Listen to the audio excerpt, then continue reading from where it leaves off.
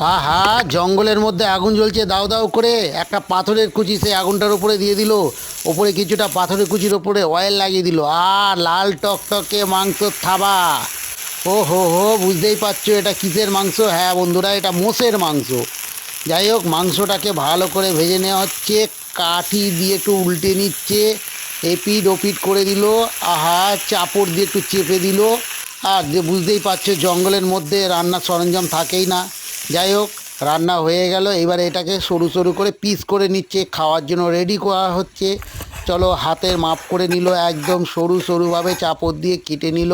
খাওয়া শুরু করা যাক। আর একটু মশলা লাগিয়ে দিই, না হলে টেস্ট হবে নাকি? পাথরের কুচির ওপর খাবার রেখে খাবে? ডগি ভাই বসেছে, শো হো হো, খাবারটা তাহলে কি ডগি ভাই খাচ্ছে? হ্যাঁ, তাই তো দেখতে পাচ্ছি। যাই হোক, ডগি খুব তৃপ্তি করে খাচ্ছে, দেখতেই পাওয়া যাচ্ছে। খাওয়া শেষ, আবার দেওয়া হচ্ছে। Let's go.